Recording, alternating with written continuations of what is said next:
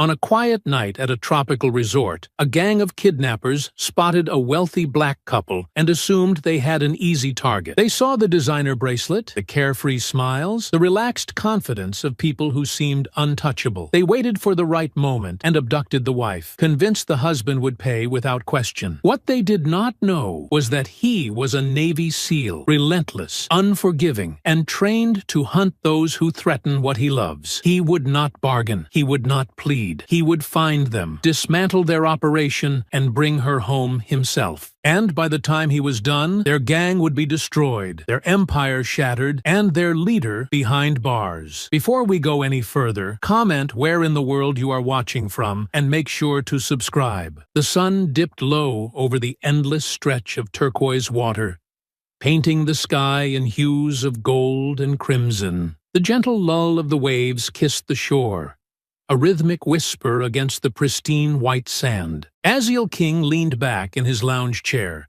his muscled frame relaxed but never fully at ease.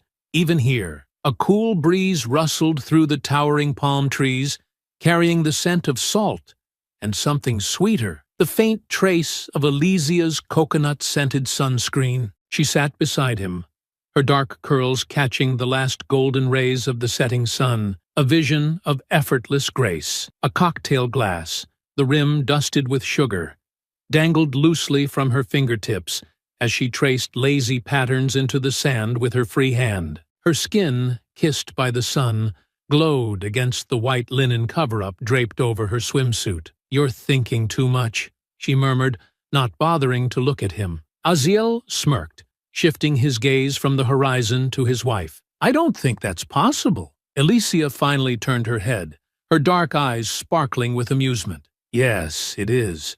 You're sitting in literal paradise, but I can already see your brain running tactical assessments. You've probably memorized every exit off this beach, haven't you?" Aziel exhaled a soft laugh, his head tilting back slightly. "Maybe." She sipped her drink, the condensation from the glass cooling her fingertips. "Just once. I'd love to see you turn it off." Aziel studied her for a long moment, the love he had for her settling deep in his chest. She had always been the one to remind him that life wasn't just about survival, it was about living. Even after all these years, she still looked at him the way she always had, with knowing patience and a quiet challenge. "For you," he said, voice low and smooth.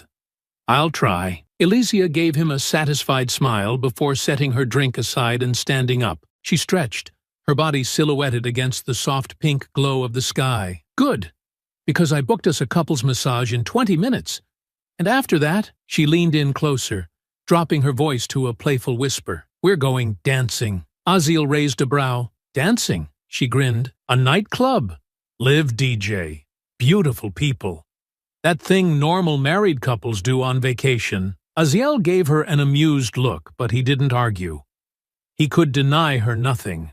Not when she looked at him like that. For now, they were just husband and wife, black, beautiful, and basking in a moment of peace. They had no idea it would be the last one. The music thumped through the club, a heavy bass that rattled the floors and pulsed through the bodies packed into the dance floor. The scent of sweat, alcohol, and expensive perfume mixed into the air, creating an intoxicating atmosphere where people lost themselves in the rhythm, the flashing lights, and the luxury of the night. Aziel and Elysia King moved through it all like they belonged there, because they did. They had chosen this club for a reason. Exclusive but not pretentious. Upscale but not dull. It was the kind of place where the wealthy played. A world where a black couple like them could sip their drinks without sidelong glances, without hushed whispers assuming they were out of place. Aziel was always aware, though. Years of military training, of reading people, sensing shifts in energy, never truly left him. But tonight, he let himself breathe, let himself just be a man with his wife, celebrating life. Elysia, as always, moved with effortless confidence, her deep brown skin glowing under the club's ambient light, her fitted dress hugging her curves with an elegance that made heads turn. She didn't notice, Or if she did, she didn't care. She only had eyes for him. "You see, this isn't so bad," she murmured into his ear, her voice smooth, teasing. Aziel smirked. "I never said it was bad. You fought me on this. I'm still deciding if you were right." Elysia rolled her eyes, but smiled, pulling him closer as the music shifted to a sultry, hypnotic rhythm. "Well, then I better make sure you remember this night." Aziel didn't dance often, but for her, he did, hands firm at her waist, guiding her as she pressed against him, moving in perfect sync. The world blurred, the music became distant, and for the first time in a long time, he wasn't thinking about strategy or escape routes. He was just there, with her. But across the room, they were being watched. 3 men sat near the VIP section, drinks in hand, talking quietly while their eyes never left Aziel and Elysia. Jason Grim Toller, the leader, was leaned back in his seat, cool and calculating. Ray Red Calloway, his enforcer, had a twisted smirk on his scarred face as he muttered something to the third man, Duke, who gave a low chuckle in response. "They don't belong here," Duke muttered, swirling his drink, his lip curled in something between amusement and contempt. "What are they trying to prove?" Red scoffed. "Some rich guy throwing money around like he owns the place. Flashy, arrogant. Look at his wife dressed like royalty. Easy pickings." His tone carried resentment, the kind that came from men who refused to believe that black wealth could come from hard work, intelligence, and success. Grim didn't respond right away. He was still watching, still assessing. He didn't care about the color of their skin, he cared about what was in their bank account. And just from the way Elysia's dress hugged her figure, from the shimmer of gold at her wrist, the diamond at her throat, he knew one thing. They were worth a fortune. Red leaned forward. "We follow him out. Grab the woman. He'll pay." Grim nodded once, slow and deliberate. "Not yet. Let's see if she strays first." And as if the night had conspired to make their job easier, Elysia leaned into Aziel's ear, her lips brushing against his skin. "I'll be right back," she murmured, her fingers lingering on his shoulder before she turned and disappeared toward the restroom. Aziel let her go without a second thought. But the moment the bathroom door swung shut behind her, Red pushed back his chair and stood. "Showtime." Grim took another sip of his whiskey, watching as Red moved through the crowd, his grin widening. They had no idea who they were dealing with, but they were about to find out. The music from the nightclub pulsed through the walls, muffled but steady, a rhythmic beat that vibrated through the floor. The scent of citrus soap and perfume lingered in the air as Elysia stood at the sink, reapplying her lipstick. Her reflection in the mirror captured the relaxed glow on her face, a woman enjoying her evening, savoring the kind of moment she and Aziel had not had in a long time. She barely registered the restroom door opening behind her at first. The sound was subtle, unremarkable, but something about the way it stopped partway open made her pause. The atmosphere in the room shifted slightly, an unspoken disturbance in the air. Her eyes flicked up to the mirror, and that was when she saw it. A man stood near the entrance, unmoving, his posture rigid, his gaze set on her. He was not walking toward the stalls, nor did he seem to be waiting for anyone. He was simply there, watching. Elysia turned slowly, her fingers gripping the edge of the sink, her heartbeat picking up in her chest. The man was tall, broad-shouldered, dressed in dark jeans and a button-up rolled at the sleeves. At a glance, he could have been mistaken for another club patron, someone who belonged here. But there was something unsettling in the way his eyes moved, scanning her as if he were making calculations in his mind. Before she could say anything, the door swung open again, and a second man stepped inside. He was stockier, with a scar running from his eyebrow down to his cheekbone. His presence erased any doubt about what this was. Elysia felt her stomach tighten, but she forced herself to remain calm. She had always been able to read a situation, and this one told her exactly what was happening. Her heart pounded against her ribs, but she kept her face neutral. If she reacted too soon, if she showed them that she knew, It would only give them an advantage. "Excuse me," she said, her voice steady, controlled. She reached for her clutch, slipping her fingers inside. "I was just leaving." The man with the scar smirked and stepped forward, casually blocking her way. "Not yet," he said. Her grip on the clutch tightened. There was only one way out of this room, and they were standing in it. If she screamed, the music outside was too loud for anyone to hear. But she knew one thing for certain. Aziel would come looking for her soon. She just needed to buy herself time. "I don't know what you think you're doing," she said, keeping her voice cold, irritated rather than fearful. "But if you don't move..." The taller man reached for her wrist. The moment his fingers touched her skin, she reacted. Elysia twisted sharply, her free hand moving fast as she snatched the small metal hairpin from her clutch and drove it toward his arm. He jerked back just in time. But she did not stop there. She kicked out, her heel slamming into his shin with enough force to make him stumble. The man grunted, but before she could pull away, the one with the scar grabbed her other wrist and yanked her forward. Elysia struggled, twisting, pulling against his grip. She was not going to make this easy for them. The taller man recovered quickly, grabbing her other arm to keep her from moving. The sudden force of both men dragging her forward made her bracelet snap off, the gold piece slipping from her wrist and falling onto the tiled floor. Neither of them noticed, but she did. Her heart pounded as she was pulled toward the door, her mind racing. The bracelet was unique, a gift from Aziel, something he would recognize in an instant. If he found it, he would know something was wrong. She dug her nails into the man's wrist, making him hiss in irritation, but his grip only tightened. "Feisty one," he muttered under his breath, shaking his head. He pressed his hand against her mouth, his palm rough against her skin. "Let's not make this harder than it has to be." She thrashed harder, twisting, kicking, doing everything she could to slow them down. The restroom door swung open.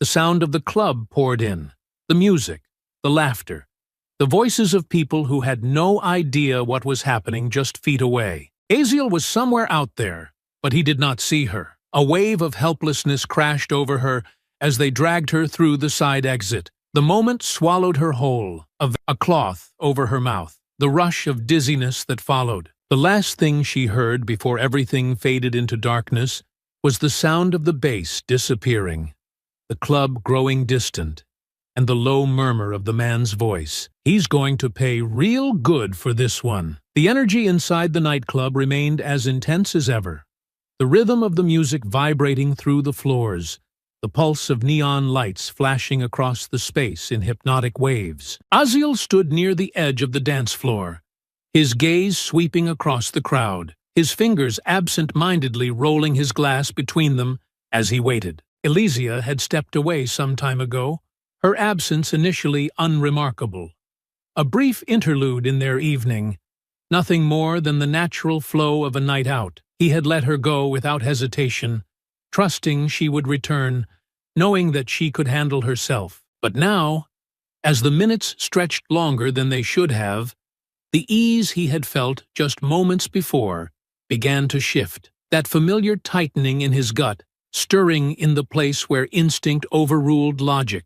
His watch confirmed what he already suspected. Too much time had passed. He set his drink down, his expression remaining composed, as he began moving through the crowd with deliberate intent, scanning every face, every corner, his mind calculating possibilities as he made his way toward the hallway leading to the restroom. There was no immediate sense of panic, no wild assumptions clouding his judgment, only the creeping sensation that something was off. His instincts, honed by years of training and combat, were rarely wrong. As he stepped into the dimly lit corridor, the pounding bass softened slightly, the barrier of thick walls muting the chaos of the club behind him. A few women passed by, laughing in hushed tones, their conversations casual and unhurried, their presence normal in every way. But it was not normal that Elysia had not returned. His eyes swept the floor out of habit, catching on something near the entrance of the women's restroom.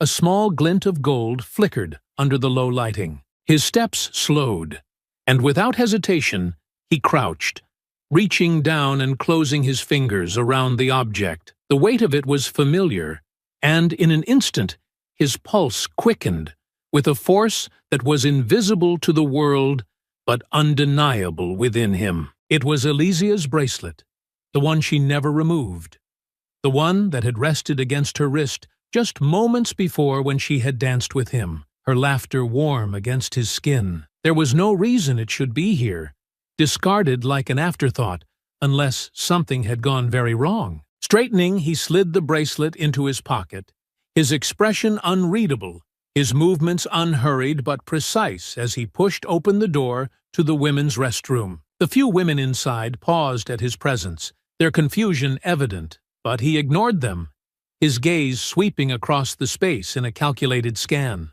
The room was empty aside from them, no immediate sign of distress, no overturned objects, nothing obvious to indicate a struggle. And yet, the absence of evidence did nothing to ease the weight pressing down in his chest. Turning back toward the hallway, he stepped through the doorway and continued moving, his strides purposeful as his mind began piecing the situation together, the facts and possibilities merging into something cold and undeniable. There were no signs of her inside the club, no messages from her phone, and now the only tangible piece of her was a bracelet left behind in a place it should never have been. That meant one thing: she had been taken. His pace quickened as he moved through the club, though outwardly his expression remained calm, controlled, composed.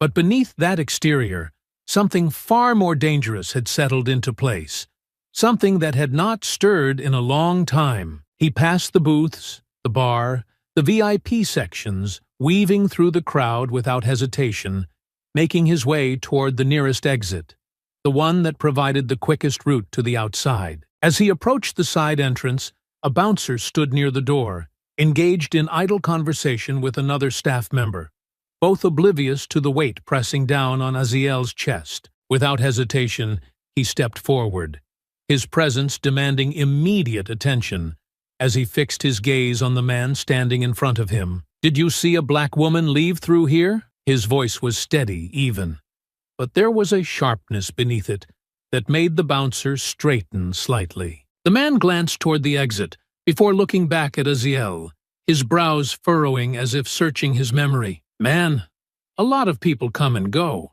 Hard to say." Aziel did not break eye contact, his patience razor-thin, his tone even sharper as he stepped closer, making the space between them feel significantly smaller. "Think harder." The bouncer hesitated, his expression shifting from indifference to something more cautious, sensing the weight behind the question. He glanced toward his coworker before exhaling, rubbing the back of his neck. "Now that you mention it," his voice trailed off for a moment before he nodded toward the door. "A couple of guys came through here a little while ago. They had a woman with them. She looked kind of out of it, like she was sick or something. I figured they were helping her." Aziel's stomach coiled into a tight knot, though outwardly he remained unreadable. What did they look like? The bouncer frowned slightly, as if trying to recall the details. Big guys.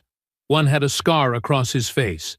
The other was taller, blonde. They left out back. Aziel turned without hesitation, pushing open the heavy metal door, stepping into the cool night air. The alley stretched into darkness, the hum of distant traffic filling the silence. His gaze swept over the pavement, moving quickly over the damp concrete until he saw it. Tire marks, fresh ones, a van. His pulse remained steady, his breathing slow, but inside, the storm continued to rise.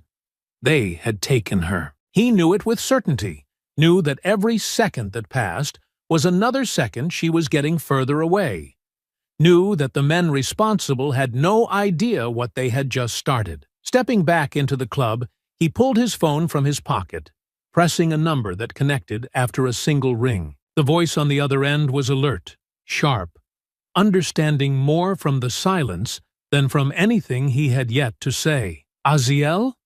His voice did not waver, did not rise, did not betray the fury beginning to coil beneath his skin. It remained controlled, composed, cold in its certainty. They took Alicia. A pause settled over the line, a silence heavy with unspoken understanding. When the response came, it was quiet, steady, carrying with it the weight of an inevitable war. Where do we start? Aziel's answer was immediate. Security feed, side entrance. 15 minutes back. The call ended as he moved swiftly, his path cutting through the club without pause. The pulsing music, the flashing lights, the press of bodies all became irrelevant. Distant noise in a world that had narrowed to a single objective. His steps brought him to a worn metal door marked Employees Only, and he pushed through without hesitation. The security room was small and cramped, illuminated by the cold glow of monitors displaying every angle of the club. Behind the desk, a heavy-set man with a patchy beard and a uniform stretched tight across his stomach barely looked up from his phone. His eyes flicked upward, and the moment he registered Aziel, his lip curled with the lazy smirk of a man who felt comfortable hiding behind his position. "Help you with something?" "He's out front," the guard muttered, his tone dry and edged with faint amusement. His gaze lingered a fraction too long, and the condescension in his voice wasn't subtle. "Didn't think this was your kind of spot." Aziel's voice cut through the room, cold and unyielding. "My wife was taken. Show me the footage. Side entrance.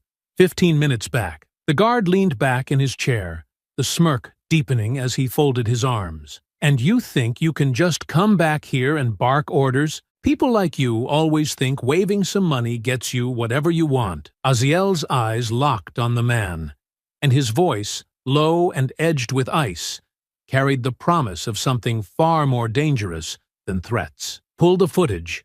Now." The guard's arrogance faltered. He sat up, his bravado cracking under the weight of something he couldn't place, but instinctively feared. "Fine, man. Relax," he muttered, turning to the console with a sour grumble. His fingers tapped the keys slowly, almost deliberately dragging his heels. Aziel stepped forward, his patience thinning to a razor's edge. Without a word, his hands brushed past the guards on the keyboard, and with quick, practiced movements, he adjusted the interface. The guard stiffened. "Hey, what are you—" "You're too slow," Aziel said flatly, his eyes never leaving the screen. His fingers moved with mechanical precision, scrolling through timestamps, isolating angles.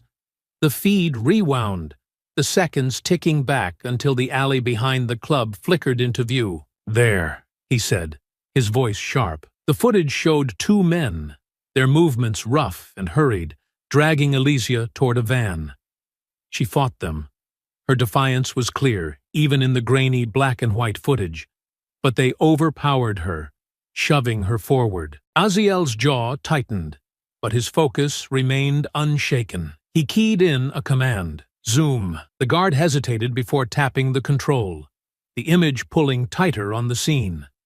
The taller man, bald with a broad, brutish build, yanked Alicia's arm. As he turned, the camera caught it, his hand wrapped around her wrist, and the mark that branded his skin. Aziel's eyes sharpened, closer. On his hand. The frame zoomed again, the distortion rough, but not enough to hide what Aziel saw. A tattoo. Black ink, bold and jagged, scarred across the back of the man's hand. It was unmistakable. A swastika, interwoven with an iron cross, the symbols merged into a design that spoke of violence and cruelty. Beneath them, carved into the flesh, were three letters in thick, brutal strokes. SFV. The guard's voice, no longer smug, cracked with uncertainty. "What is that? SFV? Never heard of it." His bravado had drained away, leaving behind only unease. Some prison thing? Aziel didn't answer. His mind had already committed every detail to memory. The shape of the tattoo, the curve of every line, burned into him. His focus shifted to the van. He keyed another command, isolating the vehicle as it turned from the alley. The camera's angle caught it. A flash of metal against the glare of headlights, the license plate. His voice was cold, surgical. "Enhance the plate." The guard fumbled but obeyed, tapping the keys to sharpen the frame, until the string of numbers became clear. There, that's the best I can do. Aziel's eyes flicked over the digits, locking them into memory, and his hand moved to the console again, transferring the segment onto a flash drive. The guard, watching with nervous curiosity, asked with a forced chuckle, "You some kind of military or something?" Aziel's reply was curt, final. "You ask too many questions." The guard shifted uncomfortably, his bluster gone. "Hey, look, man, these guys, they don't seem like the type you want to mess with. You sure you want to do this alone?" Aziel's gaze flicked to him, cold and direct.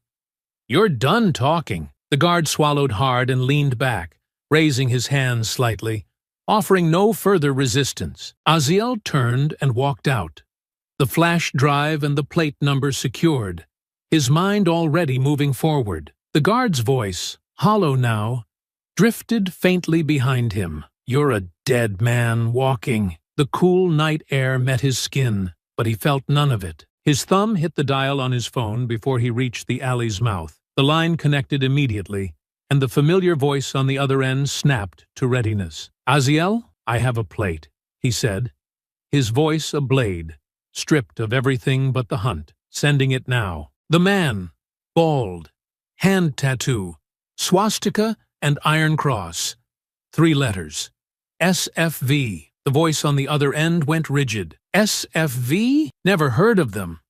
But I will. Running the plate and the mark now." "Give me a few." Aziel's eyes tracked the faint skid marks where the van had sped off, his body still, but his blood moving like fire. "Make it fast." The reply came sharp. "On it." The line dropped. The alley fell back into silence, the world shrinking into the cold hum of the city and the simmering certainty within him. Aziel King was on their trail, and he would follow it until nothing remained of them but dust. The cold night pressed against Aziel's skin as he moved through the shadows, the rail yard's steel bones creaking faintly in the distance. His phone, gripped tight in his hand, lit the path to his next strike. The plate number and the partial details he had gathered from the van were already being processed by the only person he trusted to get him the answers fast. The seconds stretched thin until the phone buzzed, and the voice on the other end came sharp and ready. "I got something.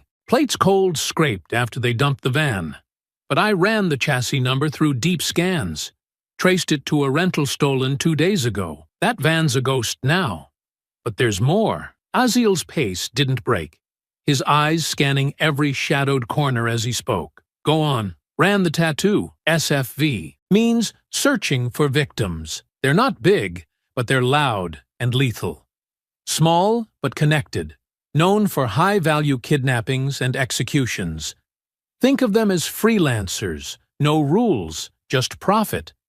They hit quick, get paid, then vanish. Nobody's seen their faces and lived long enough to talk." Aziel's voice was cold, steady, and devoid of anything but calculation. "Where do they go after the hit?" A faint tap of keys came through the line before the answer. "No known headquarters. They move like a pack, but they've used warehouses and meatpacking plants before. I cross-checked recent power surges near your area. Got one spike an old meat plant near the rail yard. Could be nothing. Could be them. Only anomaly. For miles." Aziel's jaw tightened. "That's them." The voice hesitated, then pressed on. "Aziel, these guys, when they take someone, they don't just want money. They want to break you. They pick their targets carefully. They chose you." Aziel's reply was ice. "Then they chose wrong." Before the call could end, his phone buzzed again. A second line, unknown number. The shift inside him was immediate. A slow, cold fire ignited in his chest. He accepted the call, his voice dropping into something hard and sharp. "Speak!" The line crackled, and then a voice, smug and thick with amusement, oozed through. "Aziel King, you're quicker than I expected.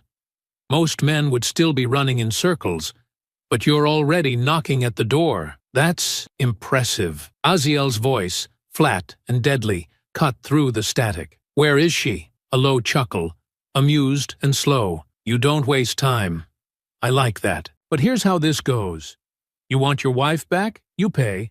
20 million. No tricks, no cops.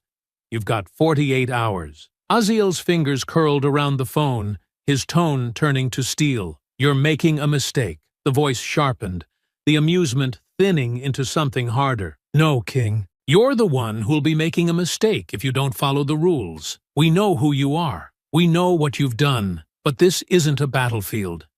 It's business. You pay, you get her back. You don't, well, let's not make it messy. Aziel's reply was a command. Put her on. A pause, then static, followed by a sound that sent his pulse into a controlled burn. Alicia's voice, sharp but unbroken. Aziel. The pressure in his chest coiled tighter, but his voice remained a lifeline of iron. I'm here, Alicia. I'm all right, she said quickly, her words clear and urgent. Don't. The line shifted, and the man's voice returned, thick with mockery. That's enough of that. See? She's breathing, but if you want her to keep doing that, you move fast. 48 hours. Tick-tock, King. Aziel's voice, cold as death, slipped through. Enjoy your time with her. You don't have much left. The line went dead, the silence that followed thick and crushing. His phone dropped from his ear, and for a fraction of a second, everything narrowed to the pounding of his own pulse. Then he moved, his thumb pressing the call back to his contact. They made contact. 20 million. 48 hours. They're holding her at the meat plant. The voice on the line came back, edged with urgency. You sure? Aziel's voice was final. They just confirmed it without knowing. Cross-reference all traffic cams from the last hour. Look for any vehicles diverting from the main roads toward that plant. I want them pinned. A pause. Then the voice responded, tight and ready. On it. You want backup? Aziel's answer came without hesitation. No, you're walking into their nest, Aziel. SFV doesn't play fair. This isn't a war zone. It's a trap. Aziel's voice dropped to something colder. Something certain and inevitable. No, it's a hunt, and they're already dead. The call ended, and the night pressed against Aziel with a stillness that felt like the pause before a storm. His fingers curled tightly around the bracelet in his palm, the delicate chain cool against his skin. It was Alicia's, one he had clasped around her wrist himself, a promise made in gold. Now it was a breadcrumb, left behind not as surrender, but as a signal. She was still fighting. She was telling him where to come. 20 million. 48 hours. They had set their price and placed their bet. The money was nothing to him. He could wire it in minutes, see her freed, and walk away. But he would be walking away from more than the money. They would use it to fuel their reach, to buy more weapons, more victims. His 20 million wouldn't save Alicia. It would buy someone else's suffering, and he would have to live with that stain forever. But if he didn't pay, his thumb hovered over his contacts. One call, one transfer, and she would live. The thought twisted through his ribs like glass. His teeth clenched, and his body went rigid with the war inside him. They had forced him into a cage of choices, but they had made one mistake. They believed he was a man with only one weapon. He wasn't. The phone slipped back into his pocket. His choice was made. He wasn't paying a ransom. He was collecting one. The bracelet, warm now from his skin, rested tight in his grip as he started toward the warehouse. His steps were soundless, his body moving with the fluidity of a man built for the dark. The gang thought they knew him.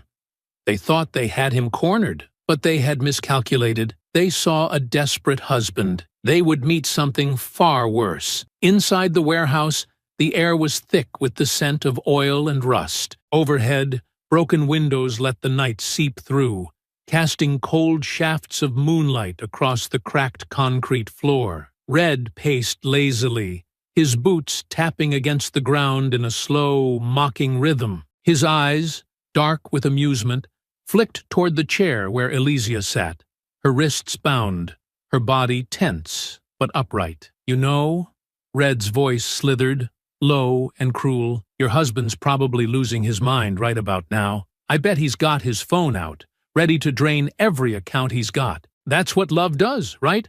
Makes you weak. Makes you pay any price. Elysia's eyes, sharp and unwavering, stayed on him. You don't know him. Red's smirk widened as he crouched in front of her, his eyes searching hers, relishing every flicker of defiance. I know enough. Rich boy with too much pride and too much money, but it won't save you. Your leverage, sweetheart. Nothing more. Elysia's lips pressed into a thin line, but her voice stayed cool, even. You're wrong about him. Red chuckled.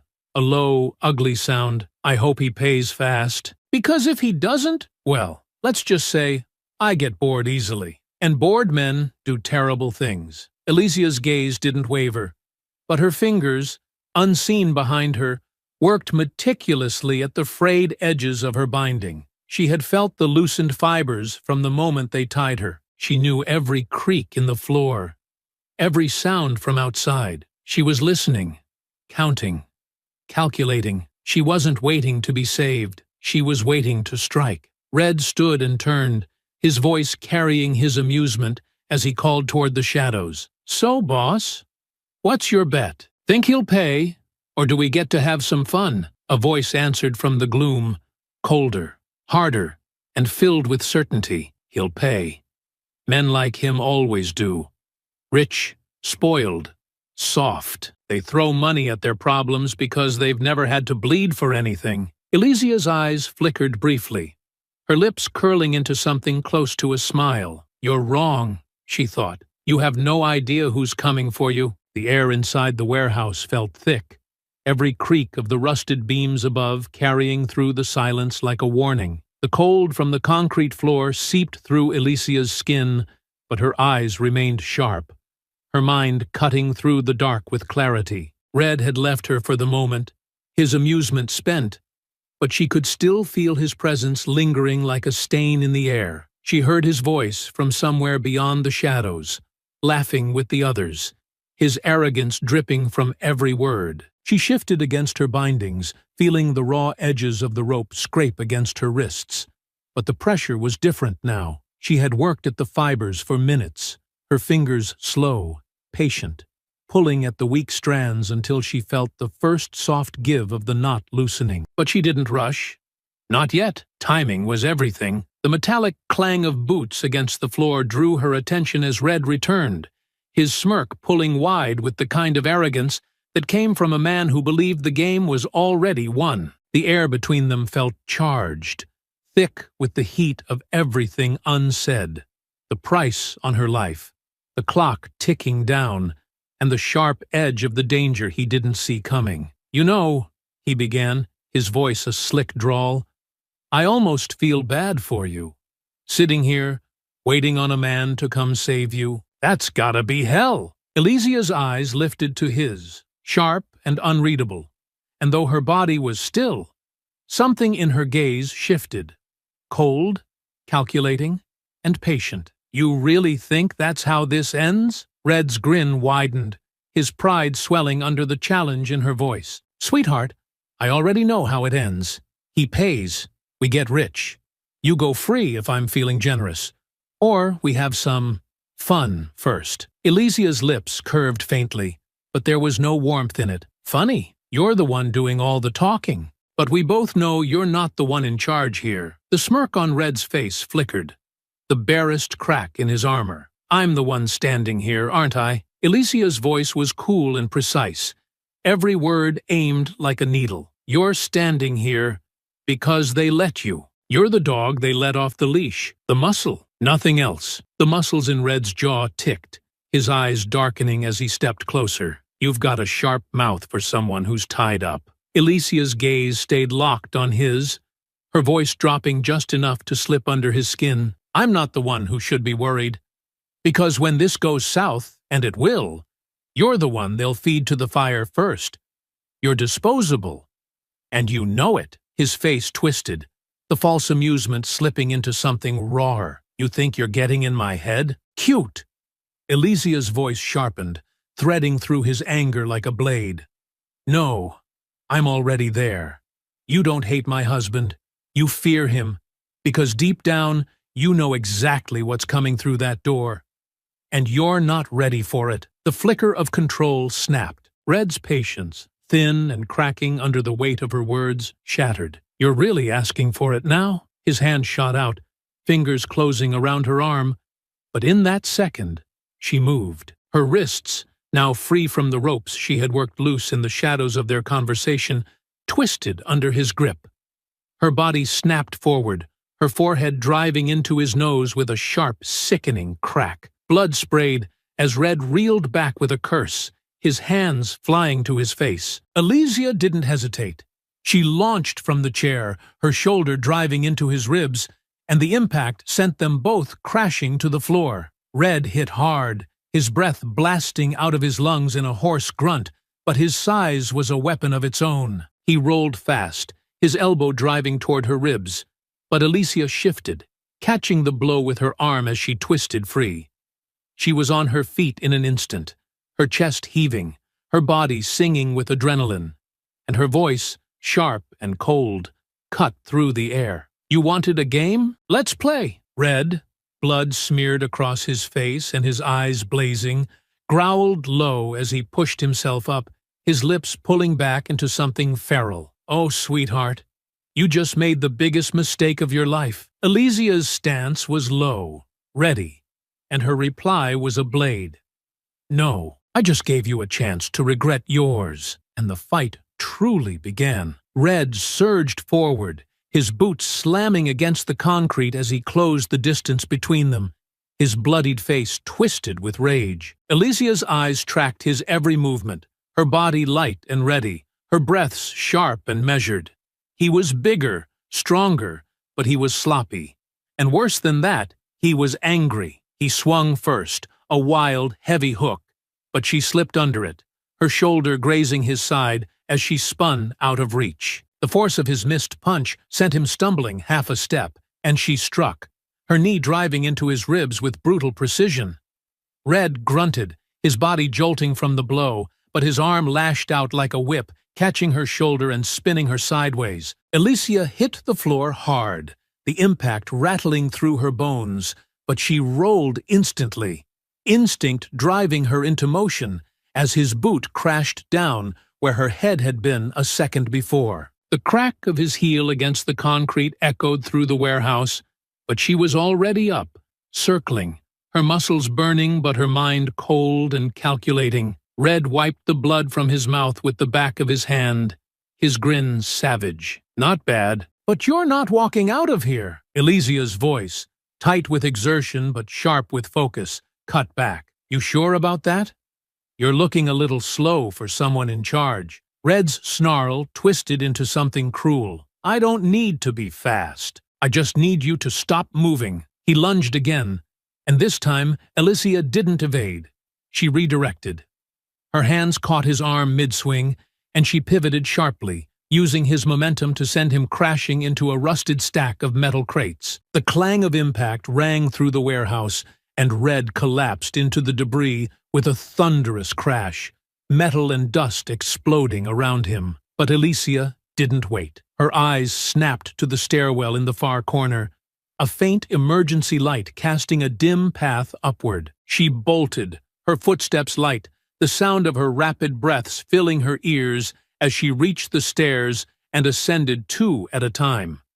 Behind her, a snarl of rage and the crash of shifting debris signaled Red's return. "You're not getting away!" His heavy steps pounded against the concrete as he pursued, his bulk slamming into the metal stairs as he climbed with brute force. Elysia reached the upper level, the skeletal remains of a catwalk stretching across the warehouse, its metal grates rusted and worn. She felt the structure groan beneath her weight, but she didn't slow. Her eyes darted ahead, an open hatch, a possible escape, but she needed seconds. Red burst onto the catwalk behind her, his voice dripping with venom. "No more running!" Elysia turned sharply, her back to the railing, her chest heaving, her eyes burning with a cold, lethal edge. "I wasn't running," she said, her voice tight but controlled. "I was leading you." Before he could process the words, her foot shot out, striking a rusted support beam at the catwalk's base. The metal, corroded from time and neglect, gave way with a sickening screech. The platform beneath Red's boots shuddered, then cracked. His eyes flashed with sudden panic as the floor beneath him collapsed. He dropped with a roar, his body crashing through the weakened steel. The impact below was a bone-jarring cacophony of twisting metal and broken crates. And then there was silence, save for his ragged, pained breaths from the wreckage. Elysia stood above, her chest rising and falling, the adrenaline surging through her veins as she stared down at the broken chaos below. Red, buried in the debris, coughed, his voice a shattered rasp. "You little—" Her voice, clear and sharp from above, sliced through the darkness. "You should have listened when I said you didn't know me." Without another second, she turned and sprinted through the hatch, the night air striking her skin as she emerged onto the rooftop. The city sprawled beneath her, a maze of concrete and shadows, and ahead, freedom. Her pulse thundered, her body screaming from the fight, but her mind burned with a single, absolute focus. Find Aziel. End this. She was no longer a captive.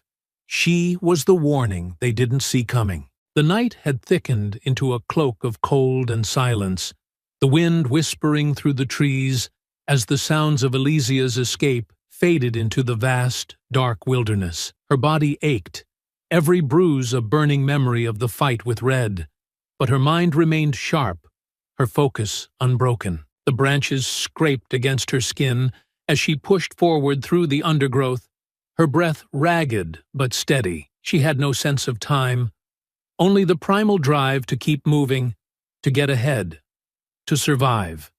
Aziel would be coming for her. She knew it as surely as she knew her own heartbeat, but she couldn't wait to be found. She had to lead him. Her eyes, sharp despite exhaustion, scanned the forest floor. And then, with a flicker of clarity, she acted. She reached down, snapping a thin branch and driving it hard into the damp earth, marking her path. Further on, she dragged her fingers through a patch of moss on a fallen tree, leaving a scar in the green. Subtle, quick, but unmistakable to him. She wasn't leaving a trail for them. She was leaving it for Aziel, and Aziel alone. The forest opened abruptly into a small clearing, and there, half hidden by the grasping arms of the trees, stood a cabin. It was old, sagging into itself with years of neglect, but it was shelter.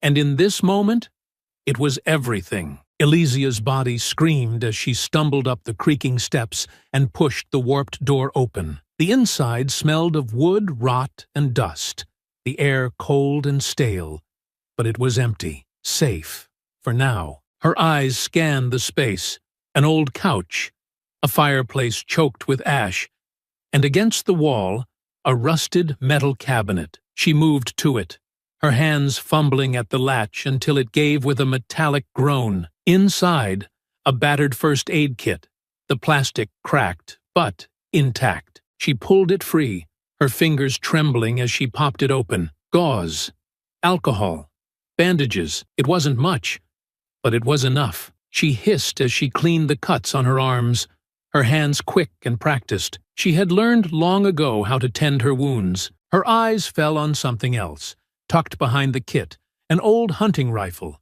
its barrel dull with age. She pulled it free, her fingers brushing over the worn wood of the stock.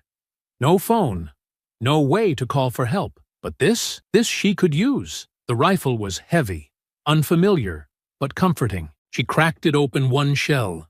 Still good. She felt the weight of it.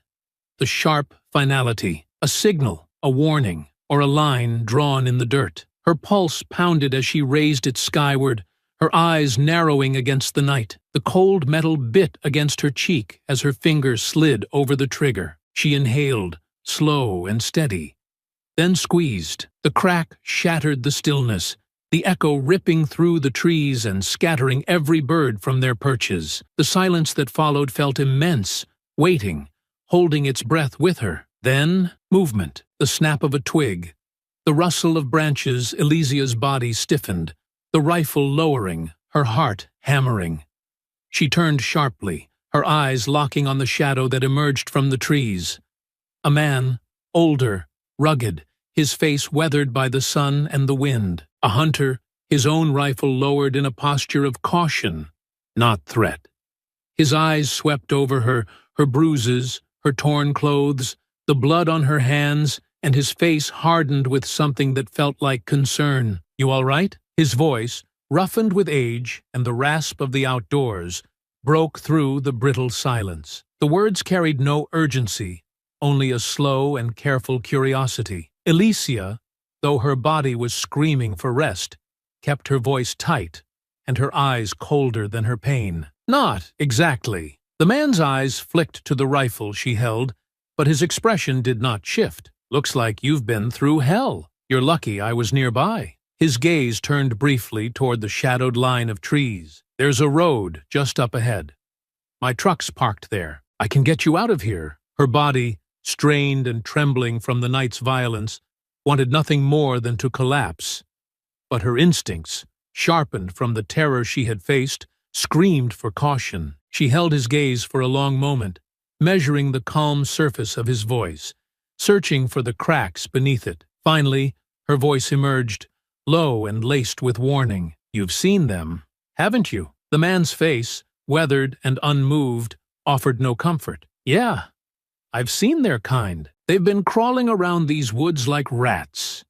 You're lucky they didn't find you first." Alicia felt the tension coil tighter in her chest, every word from his mouth a hook, searching for something in her. Her body remained tight, but she kept her voice cold and unreadable. "Maybe they already did." The man's lips curved slightly, not quite a smile, more a shift of the lines on his face. "Well, you're here, and they aren't. Let's keep it that way." The wind cut through the clearing, brushing the leaves into a dry whisper. Alicia's ribs screamed with every breath, her body pleading for safety, yet her instincts, raw and bruised but unshaken, scraped against her skin. She saw nothing certain in his face, only the stillness of a man who waited for her to decide. Her fingers, trembling with exhaustion, loosened slightly on the rifle, though the fire in her voice did not soften. "All right, lead the way." The old truck rumbled along the dirt road, its engine a low growl against the vast hush of the night. The interior smelled of earth and worn leather, and the cracked window let in the bitter cold. Alicia sat rigid in the passenger seat, her body pressed toward the door, her muscles tight and coiled. The air inside felt too still, heavy with something that had not yet revealed its shape. Cal's hands gripped the wheel, his knuckles worn and scarred from a lifetime of work. His eyes, cold and quiet, stayed fixed on the road ahead. But there was something too composed about his stillness. The silence between them stretched taut, broken only by the low hum of the engine and the rhythmic crunch of gravel beneath the tires. Then Alicia saw it, the hand on the wheel. The sleeve of his worn jacket had pulled back slightly, and in the faint glow from the dashboard, she saw the mark. Her breath sharpened, the air in her chest turning cold and thin. It was unmistakable black ink, worn but clear. The jagged, brutal swastika merged with the iron cross, and beneath them, 3 letters that felt like poison on her skin. SFV. The letters, stark and raw, burned into her memory from Red's hand, from the violence she had already survived. It was the mark of the same men who had taken her. Her voice, cold and tight, cut through the suffocating space. "You're one of them." Cal's eyes flicked toward her, and in that flicker, the mask slipped. There was no shock, no hesitation, only amusement, cold and slow, bleeding through the cracks. "Smart girl," he said, his voice shifting into something raw and unburdened by pretense. Alicia's hand shot for the door handle, her body twisting as she moved to throw herself out of the vehicle, but a metallic snap sealed her fate. The locks, heavy and final, engaged with a mechanical clunk that swallowed her chance. Cal's voice, low and laced with satisfaction, filled the cab. "Not going anywhere." The phone appeared in his hand, his thumb pressing a single button, with the ease of a man closing a deal already won. His voice dropped into something cold and transactional. "I found her. The line clicked closed. Elysia's heart, a thunderous pulse in her chest, felt like it might shatter her ribs. Her body screamed to fight, to move, to shatter every inch of this cage, but his hand was already at her wrist, iron-hard and immovable. His voice, calm and cutting, seeped into her bones. "They're waiting. You're going to make this very easy for me." Her teeth clenched so tightly that her jaw ached, but her voice, burning from within her chest, was a promise carved from fire. "You're the one who's made the mistake." Cal's lips, twisting in something between a smirk and a warning, barely moved. "Maybe, but it won't matter to you." The road curved, and the lights of a distant structure, the gang's stronghold, cut through the trees like a predator's gaze. Aziel moved through the thick night, his body a silent shadow cutting through the undergrowth. His pulse pounded with cold, focused urgency, but his eyes stayed sharp, sweeping over every inch of the earth. The signs she left, small, deliberate marks that only he would see, guided him like whispers through the dark. A snapped branch, the break clean and intentional. A scuff mark low on a moss-covered rock, fresh and purposeful. The faintest trace of footprints, pressed deep where the earth was soft. She was leading him, even while running for her life. The trail brought him to the warehouse, its looming shell rusted and cold against the night sky. His approach was silent, his weapon drawn, every muscle a coil of readiness. The air here was thick with something wrong, still and heavy, like the silence after a scream. His eyes scanned the space, cutting through the shadows as he moved in, his steps swift but soundless. The air carried only the hollow echo of his breath and the faint metallic scent of oil and old iron. The truck sat in the open, the engine's heat still bleeding into the cold air, but the seat, the space where she should have been, was empty. His jaw tightened, and his voice, low and edged with lethal calm, pressed through his calm. "She isn't here." The reply, quick and sharp, hit his ear. "No movement on cams. They must have moved her. Trucks fresh follow anything you see." Aziel's eyes, cutting and precise, swept the space again. His breath, cold and steady, stilled as he saw it. Another sign, a faint scratch in the dust near the truck's tire track. The curve of it just a little too sharp, too deliberate. His gaze followed beyond it, where the earth showed a drag of broken leaves, subtle but distinct, as if something had been brushed aside. A piece of fabric, barely larger than a breath, torn and snagged on a low branch, a thread only he would recognize. She was marking her path, not to be found by them, but to guide him. His body, a machine forged by war and sharpened by love, moved with certainty. He pressed forward, following her trail, his voice cutting through the night, cold and absolute.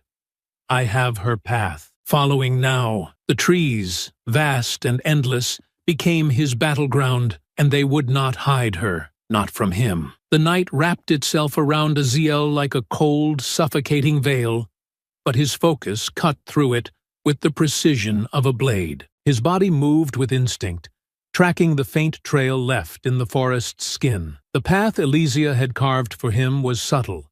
Deliberate broken twigs, displaced stones, and scuffed moss, each mark a whisper of her will to survive. The forest, vast and indifferent to the violence that had unfolded beneath its canopy, held the evidence of her struggle like scars etched into its surface, and Aziel read each one with the unwavering certainty of a man who understood that these signs were not random. They were hers. The path narrowed as the woods grew thicker, and his eyes caught the subtle shift in the ground ahead. The footprints changed, her stride shortened, and the indentations deepened, as if she had been forced to move faster. His pulse sharpened. The predator's tempo had increased. They had her. The tracks bent toward the west, following a dirt path that had seen no use for years except by the weight of recent tires.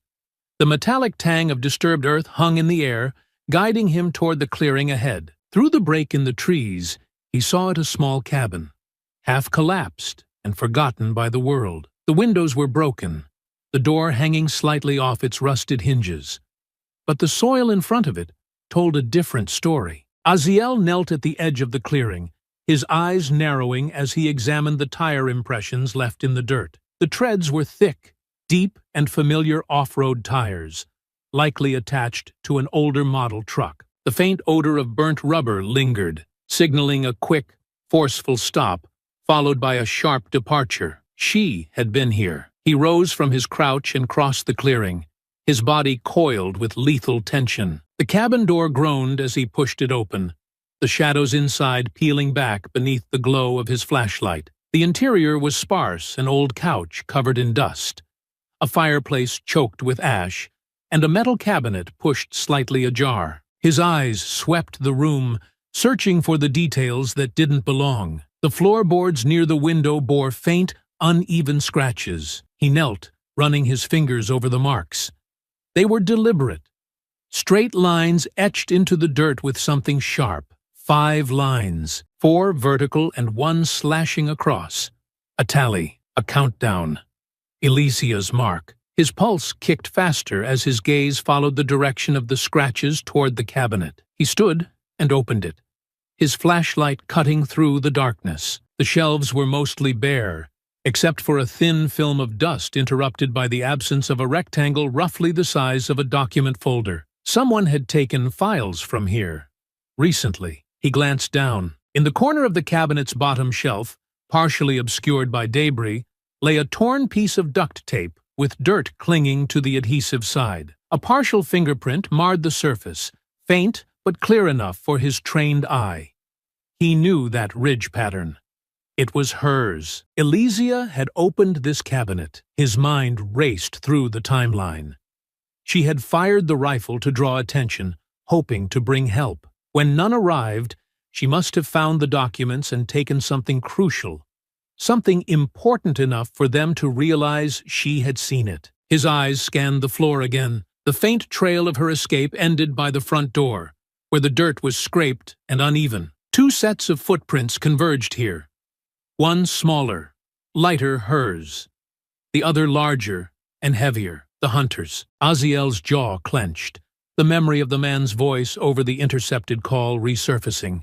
Cal, the one who had found her, the one who had called it in. His flashlight caught a glint beneath the couch leg, and he crouched again, reaching for the object. His fingers brushed cold metal. He pulled it free and examined it under the beam. A spent rifle casing, the surface marked with the manufacturer's imprint. Blackthorn Munitions, a private supplier known to sell to extremist groups under false licenses. SFV. His grip on the casing tightened until the brass dug into his palm. His eyes scanned the floor one last time and stopped at the faintest smudge of dirt near the doorframe. His breath slowed as he recognized the pattern, the shape of a sole, with a distinctive triangular cut near the toe. It was the same tread as the boot prints from the alley where she had been taken. He followed the pattern outside, where the truck's tire marks dug deep into the soft earth. The tracks veered north. His gaze followed their trajectory and caught the faintest glimmer in the dirt. Beside them, a shard of broken glass, with a smear of blood along its edge. He knelt and examined the smear's texture. The blood was mixed with the gritty residue of cabin dust. Hers. The realization hit like a hammer. She had broken that glass intentionally to mark the trail. Every instinct in him roared with urgency. She was not simply surviving. She was guiding him. His hand pressed to his comm, his voice low and lethal. I have her trail. She left a path for me. The response crackled through. What's the direction? His eyes lifted to the road ahead. The broken glass pointed toward a narrow passage through the trees. North. Confirmed, came the reply. Old lumber mill 2 miles up. Power grid shows activity. That might be their stronghold. Aziel's pulse slowed as his mind sharpened into a single point of focus. His gaze lingered on the faint imprint of her steps as they disappeared into the distance. She knew I would follow, he said softly. The forest wrapped itself around Aziel like a living thing, each breath drawn through the cold air, sharpening his senses as he followed the signs Elysia had left for him. Her trail, etched into the earth with purpose and precision, guided him north through the dense wilderness. The broken branches, the scraped bark, the faint disturbances in the moss, they all spoke the language of survival, one that she knew he would understand. Every step brought him closer, every clue reinforcing one truth: she was still fighting. The soft vibration in his pocket jolted through his body like an electric current. He stopped mid-step, his breath freezing in his throat. His hand slid into his jacket and retrieved the phone. The screen displayed the same unknown number that had shattered his world once before. The voice that answered when he picked up was the same, a low, rasping tone filled with cruel amusement. "Well, well. Quite the persistent husband." Aziel's jaw tightened, his pulse beating like a war drum. His voice, when it came, was low and steady. "Where is she?" The voice chuckled softly, the sound oily and vile. "Your wife's quite the fighter. Feisty little thing. Managed to slip away for a while. You should have seen it. Almost proud of her. But," the voice trailed off, savoring the moment, "we caught her again, and let me tell you, she wasn't happy about it." Aziel's breath came slow and even, but his grip on the phone tightened until the plastic creaked beneath his fingers. "Let me talk to her." The voice hummed with mock consideration. "Talk to her? No. No. She's resting now. We had to calm her down after her little adventure, but don't worry.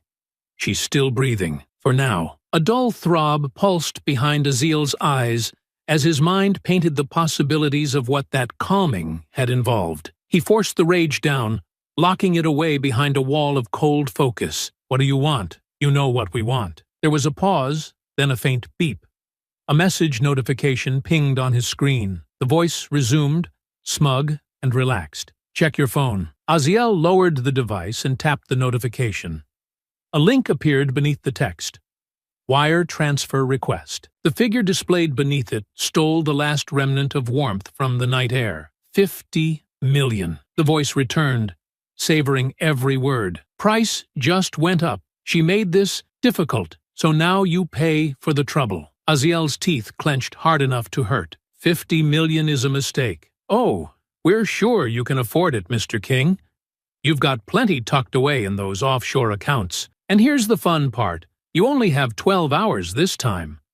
Less if she keeps up her little tricks." The voice hardened slightly. "No more warnings, no more second chances. Pay, or she dies. And this time, she won't get the chance to run." The line clicked dead. Aziel stood frozen, the cold weight of the phone pressing into his palm. The forest around him seemed to grow still, the night air thickening as the words settled in his mind. She had escaped. She had fought her way free, but they had caught her again, and now they wanted more. His thumb hovered over the link on the screen. 50 million. A simple tap would set the process in motion. The money would cross the globe in minutes, but that transfer wouldn't buy her life. It would buy the next victim's death, and if they killed her after the payment cleared, he would be complicit in it all. His eyes hardened as he slid the phone back into his jacket. The payment was not an option. Rescuing her was the only path forward. He moved again, his steps more deliberate now, following the trail she had left before they had dragged her away. The broken glass at the tire tracks had spoken clearly to him. Her escape had been short-lived, but she had used every second of it to lead him to the place where they were holding her. The lumber mill. The structure appeared through the branches like the carcass of a dead beast, its rusted walls and collapsed roofing jagged against the night sky. Aziel stopped at the edge of the clearing, his breath steady, his mind calculating every possible angle. His eyes scanned the ground, noting the deep grooves from the tires that had brought her here. He crouched low behind a pile of stones and opened his tactical pack. His hands, practiced and efficient, moved without pause as he prepared. First, the black compression suit. He removed his outer jacket and slid into the mat, light-absorbing material that clung to his muscles like a second skin. It was designed to bend into the darkness, breaking up his silhouette against infrared scopes. Next, he strapped on his equipment belt, carbon fiber knife at his thigh, suppressed sidearm at his hip. His gloved fingers checked the slide of the weapon and the magazine's weight. Loaded, ready. His night vision lenses clipped into place over his eyes. The world shifted into hues of green and shadow, the faint glow of the mill's interior lights becoming vivid beacons. His breath slowed. His vision sharpened. The predator within him emerged, cold and unrelenting. The perimeter of the mill was poorly secured. 3 rotating cameras, their cycles predictable and careless. Aziel studied the timing, calculating the intervals with exact precision. 2 seconds of darkness in each sweep. That was all he needed. His voice slipped into his calm, low and cold. Perimeter assessment complete. Single guard at the entrance. Rotating cameras with 2-second blind spots. Moving in. The response crackled softly in his ear. Backup inbound? No backup, Aziel said, his voice as hard as steel. This is mine. He moved, each step perfectly timed to match the camera's rotations. His body flowed through the shadows like water, his breaths steady and measured. The guard at the entrance stood lazily beside the door, his rifle resting across his chest, eyes glazed with boredom. Aziel approached from behind, silent and sure. His knife slid free with a whisper of metal against fabric. The guard shifted slightly, as though sensing the shadow of his own death. It was too late. Aziel's arm wrapped around the man's throat, his other hand driving the blade beneath the ribs with a clean, upward thrust. The guard sagged instantly, his body folding without a sound. Aziel lowered him to the ground, his eyes already scanning the area for additional threats. The guard's phone buzzed in his jacket pocket. Aziel retrieved it and saw the message on the screen. Inbound. Package secure. ETA 15 millimeter. The package was Alicia. His mind snapped into action. 15 minutes. That was all the time he had before they brought her through that door. He slipped around the side of the building, locating the section where rust had eaten away the bottom of the corrugated metal wall. The thermal cutter hissed softly as it sliced a clean entry point. Aziel slid through, the cold steel grazing his back as he entered the mill. Inside, the space was vast, hollow, and filled with echoes. Machinery rusted with age stood like skeletal remains. But beyond the machinery, on the far side of the floor, portable lights illuminated a makeshift command center. Desks cluttered with papers, laptops open with surveillance feeds flickering across the screens. 2 men sat there, oblivious to the shadow that had entered their space. Aziel's gaze shifted beyond the command center. A metal staircase rose to a second level, where a steel door stood guarded by 2 men. The trail of faint, irregular footprints leading to that staircase froze his breath. Elysia had been here. The blood-red fire of rage simmered beneath his skin, but he forced it down. He could not let the emotion control him. The men below were watching the cameras. He needed their eyes gone. From his belt, he retrieved a compact EMP emitter. He placed it on the metal floor, activated the device, and rolled it toward the command center. The small cylinder blinked twice before emitting a high-pitched whine. The surveillance monitors crackled. Sparks burst from their edges. The room plunged into visual blindness. The 2 men cursed, standing abruptly and moving toward the screens. Aziel descended from the shadows. The knife slid into the first man's throat before he could react. The second turned, eyes wide with panic, and reached for his weapon. Aziel's gun coughed once, the suppressed shot punching through the man's chest. Both bodies crumpled to the floor. Aziel's breath slowed as his eyes returned to the staircase. The steel door at the top was his next target. He moved toward it, his mind cold and unrelenting. Every second brought him closer. Every step was one more toward her. They had underestimated him. They would not live long enough to make the same mistake twice.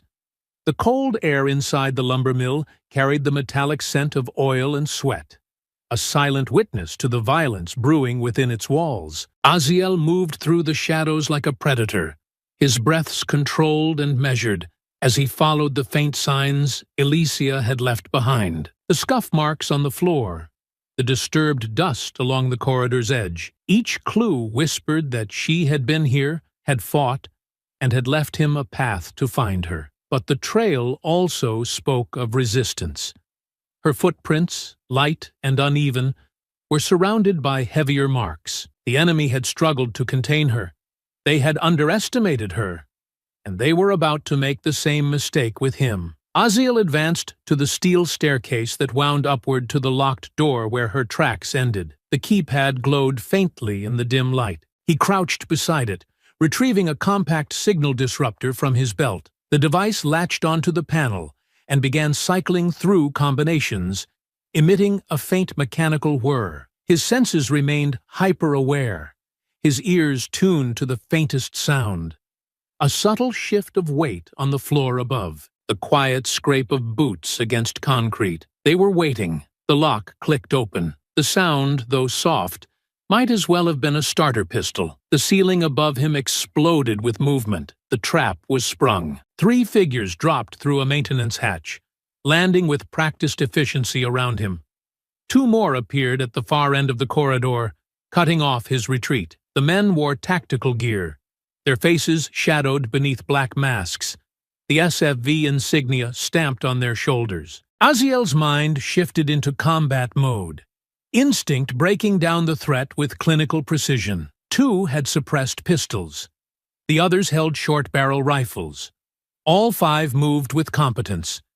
But competence was not enough. The man in the center sneered. "We've been waiting for you, King." Aziel responded with a single motion. He dropped to one knee, drawing his pistol in the same breath. The first shot struck the sneering man between the eyes before his smirk could fully fade. The second shot hit the guard to his left in the throat, sending him crashing backward with a guttural wheeze. The 3 remaining attackers reacted immediately. Muzzle flashes lit the corridor. Bullets chewed into the metal walls, sparks cascading like angry fireflies. Aziel rolled sideways, using the bodies for cover as rounds punched into the concrete floor beside him. His mind processed every angle, every threat. The man to his right shifted position first. Too aggressive. Aziel sprang from his crouch, launching into a low, driving tackle. His shoulder slammed into the guard's midsection, driving the man into the wall with a sickening crunch. The rifle clattered to the floor. Aziel's hand shot to his thigh, drawing his carbon fiber knife and driving it into the soft flesh beneath the man's chin. The body sagged instantly, blood splattering across the cracked concrete. 2 left. Aziel felt the shift of air behind him and ducked instinctively. The butt of a rifle whistled past his head. He spun with snake-like speed, his knife flashing upward. The blade bit deep into the attacker's wrist. The man howled and staggered back. Aziel kicked his knee, snapping the joint with a sharp crack, then slashed the knife across his throat. The scream died in a wet gurgle. The final man raised his pistol and fired. Aziel pivoted, but the bullet tore through the edge of his suit, slicing a line of fire across his side. He gritted his teeth against the pain and threw the knife with practiced precision. The blade struck the man's collarbone. Aziel lunged forward, seized the man's arm, and twisted until the bone snapped. The weapon clattered to the floor. "Please!" the man choked out. Aziel's voice was a cold whisper. "Where is she?" The man's eyes bulged with terror. "Upstairs. They're waiting for you." Aziel drove his elbow into the man's temple. The body collapsed, unconscious, to the ground. Breathing heavily, he retrieved his knife and wiped the blood on his sleeve. His side burned from the grazing shot, but the pain sharpened his focus. He reloaded his pistol, then approached the steel door. The enemy was prepared, but so was he. He retrieved a small smoke canister from his belt, pulled the pin, and slid it beneath the door. Smoke hissed and billowed from the bottom. A second later, gunfire erupted from within, wild and unfocused. Aziel moved. He kicked the door inward and entered low, pistol raised. The smoke swirled around him as the muzzle flash of enemy weapons lit the room like lightning. He fired twice into the closest silhouette, then dove behind an overturned metal table. The shooters were blind in the fog, relying on guesswork and panic. Aziel adjusted his night vision lenses, turning the haze into a world of green clarity. Two men flanked the center of the room, sweeping their rifles toward the table. Aziel rose with fluid grace and fired 4 times. 2 bullets hit each target. Their bodies crumpled in unison. The smoke began to thin. Across the room, he saw it. The chair sat slumped, wrists bound behind her, hair covering part of her face. Blood streaked her temple. Her chest rose and fell, shallow but steady. Relief tried to break through the ice of his focus, but he shoved it aside. The fight was not over. Movement to his right. A figure burst from behind a stack of crates, charging at him with a combat knife. Aziel sidestepped the attack, catching the man's wrist and twisting sharply. The knife clattered to the floor. Aziel drove his knee into the man's ribs, then slammed his elbow into his temple. The body crumbled into a heap. Without hesitating, Aziel rushed to Elysia's side. His knife sliced through the cable binding her wrists. Her body sagged against him, but her eyes fluttered open. Recognition and resolve replaced the haze of pain. "Aziel," she rasped. "They're regrouping." He cupped her face briefly, his voice steady. "I know. Can you move?" She gritted her teeth and pushed herself upright. "I can fight." Aziel handed her the fallen guard's pistol, and she checked the chamber with practiced efficiency. Her breath came in sharp gasps, but the steel in her expression never wavered. From the corridor beyond, footsteps thundered. The gang was converging. Aziel positioned himself beside her, raising his weapon. "They wanted us together," he said quietly. Elysia's eyes met his. They got their wish. The footsteps echoed like a drumbeat of violence through the concrete corridors of the mill. Aziel and Elysia stood side by side, backs pressed to the cold wall, their bodies bruised and breathless but unbroken. The dim, flickering lights overhead cast jagged shadows across the space ahead, where the enemy waited. The distant metallic clang of shifting boots and murmured orders betrayed their movements. The gang was regrouping, preparing to swarm. Aziel adjusted his grip on his knife, the handle slick with sweat, and streaked with the blood of those who had already fallen. His side burned from the bullet graze, his shoulder throbbed from the impact with the stairwell, and his muscles screamed for relief. But his mind remained sharp, locked onto one objective. "Get Elysia out! Take the gang down!" Elysia's breathing slowed beside him, controlled but strained. The blow to her temple had left a deep gash, and her arms trembled from the prolonged struggle. Her eyes, however, burned with clarity. She cradled the stolen submachine gun in her hands, the stock pressed firmly to her bruised shoulder. "How many?" she whispered. Aziel tilted his head, listening. The subtle patterns of movement separated into distinct rhythms in his mind. 6, maybe 7. Her jaw clenched. "That's it?" His lips twitched despite the tension. "Easy night." The humor was thin, brittle, but it steadied them both as the first shadow moved into the corridor ahead. The man came cautiously, weapon raised, his eyes scanning the dim corridor. Aziel and Elysia remained pressed against the wall, cloaked by the patchwork shadows cast from the flickering overhead light. Aziel's muscles tensed. The second the man stepped past the midpoint of the hall, he struck. He lunged forward, knife sweeping upward. The blade sank into the man's side just beneath the ribs. The man's eyes widened in shock, his mouth opening to scream. Aziel clamped a hand over his mouth and twisted the knife with brutal precision. The body sagged, and he lowered it quietly to the floor. The silence shattered a second later as a voice barked from the far end of the hall. "There! Take them!" Gunfire erupted. Aziel shoved Elysia toward the corner. She dove for cover as bullets shrieked past them, punching holes in the metal wall and showering them with jagged splinters. Aziel ducked behind a rusted pillar, the sharp sting of hot metal grazing his calf. The gang advanced in staggered formation, 3 pushing forward with weapons blazing, while 2 more flanked from the side. Elysia raised the submachine gun and fired in controlled bursts. The first burst caught one attacker in the thigh, spinning him to the ground with a guttural cry. The second burst forced the others to scatter. "Flanking left!" she shouted. Aziel reacted instantly, pivoting toward the left corridor. He saw the figure sprinting into the shadows, attempting to circle behind them. Aziel holstered his pistol and gripped his knife as he charged. The flanking attacker heard him and turned, swinging a crowbar in a wide arc. Aziel ducked, feeling the rush of air as the metal whooshed past his ear. He drove his shoulder into the man's chest, slamming him against the wall. The impact rattled through his injured side, stealing his breath, but he didn't stop. The man lashed out with an elbow, catching Aziel across the jaw. Pain exploded along his face, and he staggered. The attacker lunged forward, slamming the crowbar into Aziel's ribs.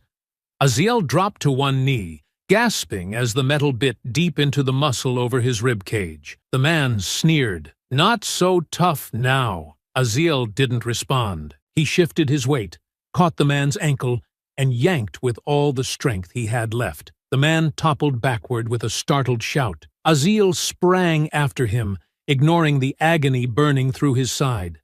His knife pierced the man's throat with a savage, efficient thrust. Blood pooled beneath the body as Aziel staggered to his feet, vision swimming. "Elysia!" he called, voice rough. "Still here!" she shouted from the corridor. The sound of hand-to-hand combat followed her voice. Grunts, the impact of bodies colliding, and the sharp crack of bone against metal. Aziel pushed himself forward, moving toward her. He reached the corridor's mouth and froze. Two gang members had her pinned against the wall. One had wrapped an arm around her throat, choking off her air, while the other slammed a fist into her abdomen repeatedly. Elysia's face twisted in pain, but her eyes flared with rage. As the next punch came, she twisted her hips, lifting her legs and wrapping them around the attacker's neck. She wrenched her body to the side, dragging the man to the floor with a brutal scissor motion. His skull cracked against the concrete. The man choking her hesitated at the sudden shift. She jabbed her elbow backward into his ribs, then dropped low, breaking his hold. The moment she hit the ground, she rolled and came up with the fallen attacker's knife. She drove it backward into the second man's thigh, then spun and slashed across his throat as he fell. Aziel's heart surged with pride, even through the haze of pain. The corridor emptied for a moment, leaving only the bodies sprawled across the floor and the ragged sound of their breathing. Elysia wiped the blood from her lip and winced. "Please tell me that's all of them." Aziel shook his head and pointed toward the loading dock. "Not yet. They'll regroup in the control center." Her fingers flexed around the stolen knife. "Then let's go finish it." Aziel touched the comm in his ear. The signal was faint, but functional. "We've neutralized most of the hostiles. Moving toward the control center." "Copy that," came the voice on the other end. "Heads up. We intercepted a transmission. Sounds like the boss is still here. He's not running." Aziel exchanged a glance with Elysia, her lips pressed into a hard line. "Good," she said. "We owe him a visit."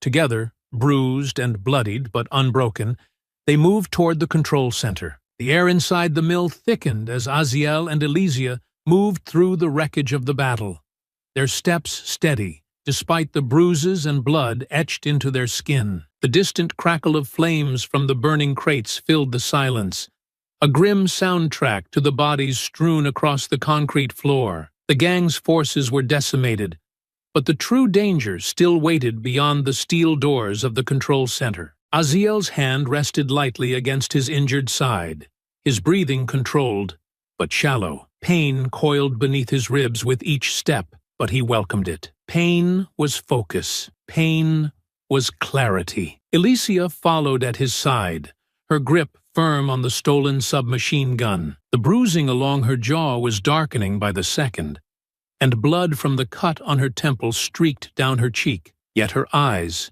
sharp and unyielding, remained fixed ahead. They stopped just short of the control center's reinforced double doors. Aziel knelt, his gaze tracing the floor. The dust bore faint tracks leading inward boot prints, heavy and deliberate, fresh. The leader hadn't fled. He was waiting. Elysia knelt beside him, her breath shallow. "He's baiting us."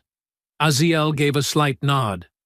"Yeah, Wants us funneled through the door. Her fingers flexed around the weapon. What's the plan? Aziel studied the doors.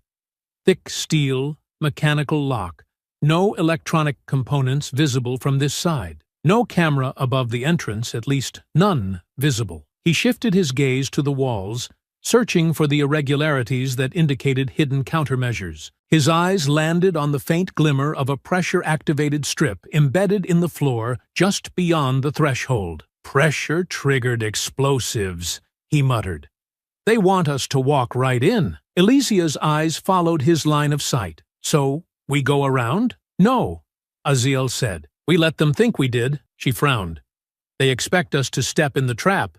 If we don't, they'll know we're onto them. Exactly. Aziel tapped his comm device and switched to a broader frequency. His voice, when it came, was sharp and deliberate. Target secured. Preparing for extraction. Deploying charges for breach in 60 seconds. He ended the transmission and shifted to a whisper. They'll intercept the frequency and think we're going loud. Alicia's eyes widened with understanding. So, they'll pull back from the door to brace for an explosive breach. Aziel gave a slight nod. But we come in quiet. He removed a small, flexible fiber optic camera from his belt and unspooled it along the floor. Slipping the lens under the door, he watched the feed on his wrist display. The interior of the control room resolved into green clarity. 3 figures moved into defensive positions, 2 with rifles near the back wall and 1 at the center, calm and still, observing the preparations. The leader. The man stood tall,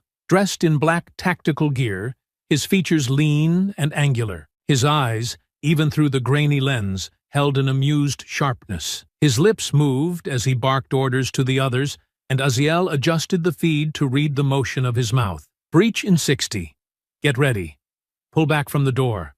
They'll blow it first. Aziel allowed himself a faint smile. They're repositioning. Alicia shifted her stance, muscles taut. How do we get in if the door's wired? Aziel's gaze flicked upward. Ventilation shaft. Above the left wall. She followed his eyes and spotted the grated opening just beneath the ceiling. Too high. Not for us. He holstered his knife and interlocked his fingers, dropping to a crouch. Step up. Alicia hesitated for half a second before nodding. She placed her foot in his palms, and Aziel surged upward, propelling her toward the grate. Her fingertips caught the metal lip, and she swung herself up with a grunt, disappearing into the vent. Aziel backed into the shadows and waited. Inside the shaft, Alicia crawled forward, the metal warm beneath her palms. Her heart pounded as she neared the grate overlooking the control room. Below, the 2 guards stood near the back wall, rifles trained toward the door. The leader stood closer, watching the entrance with predatory calm. She raised the submachine gun, inhaled deeply, and fired. The bullets shattered the grate and rained down on the guards below. One collapsed instantly, blood spraying across the control panel. The second dove for cover, returning fire into the ceiling. The leader reacted faster. His pistol snapped toward the vent. Alicia dropped before the shot fired. The round slammed into the metal above her, showering her with sparks as she hit the floor with a painful thud. Aziel heard the gunfire and moved. He dashed to the door, leaped, and kicked off the adjacent wall. His hands caught the edge of the shaft opening, and he hauled himself into the vent. The metal groaned beneath his weight as he propelled himself forward, heart racing. He dropped through the shattered grate into the chaos below. The remaining guard turned toward him, rifle rising. Aziel landed in a crouch, twisted, and threw his knife in one smooth motion. The blade pierced the man's throat. Blood sprayed as the body crumpled. The leader moved in the same breath. Aziel turned just in time to block the downward strike of a combat knife. The force sent him stumbling backward, crashing into the control panel. Sparks erupted from the shattered screens behind him. The leader stepped forward, knife twirling in his hand.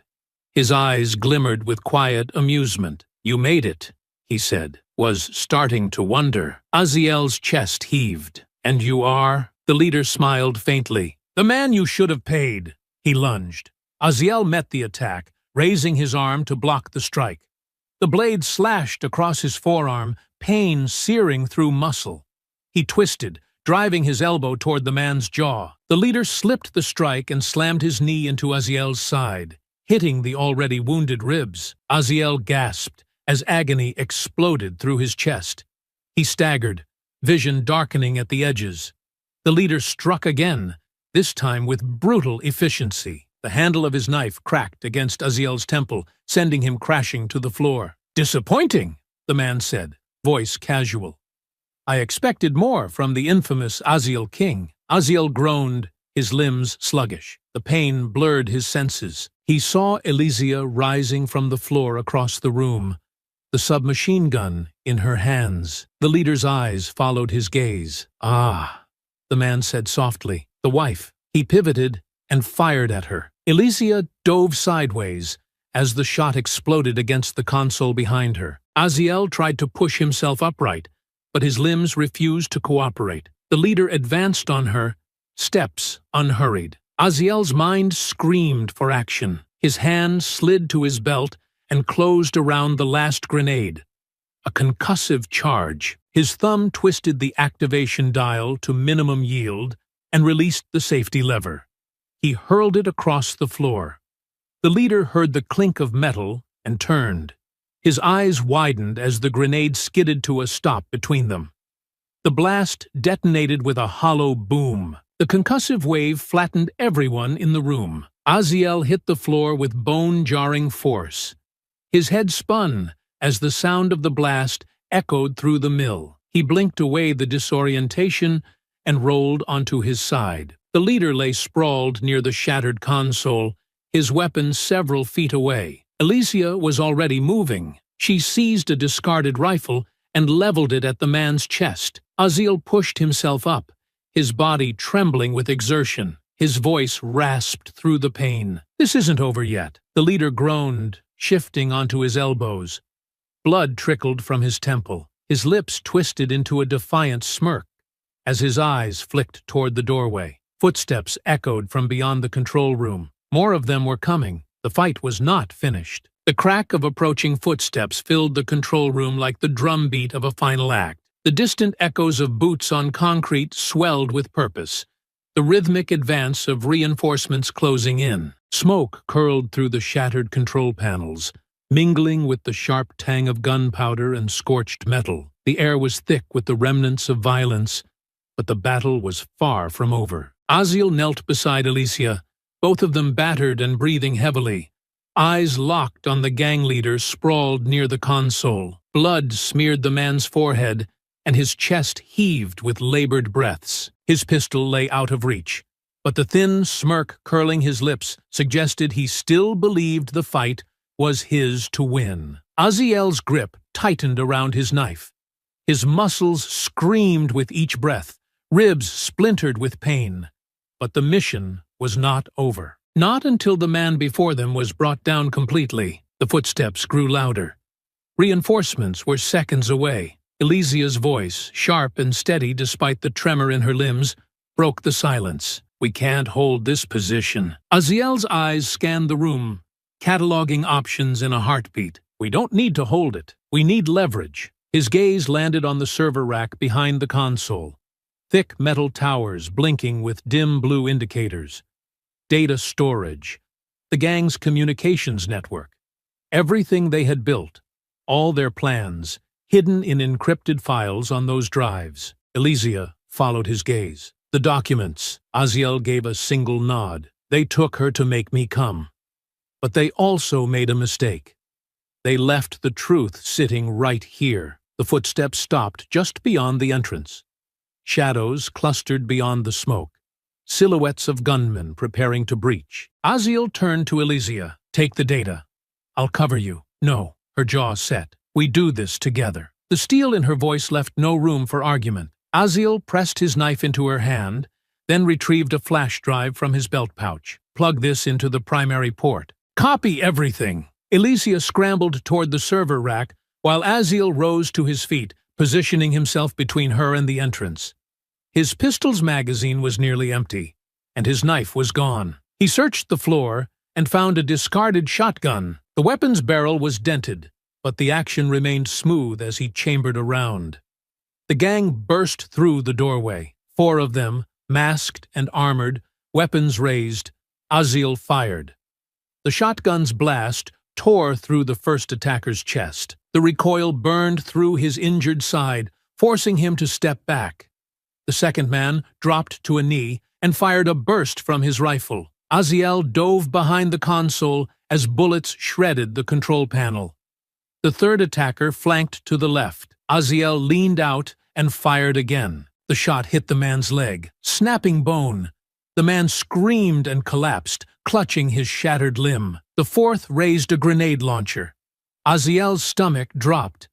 "Alicia, move!" She dove behind the server rack as the grenade arced into the room. The blast shattered the windows and sent shards of glass slicing through the air. Aziel was thrown against the wall, pain erupting through his ribs as he hit the concrete and crumpled to the ground. The world tilted. Sound became muffled static. Blood trickled from his ear as he forced himself upright. His eyes found Alicia on the floor, coughing through the dust. Behind her, the server rack remained intact, the flash drive blinking as it processed the stolen data. The gang leader stirred from where he had collapsed near the console. His eyes flicked to the damaged door.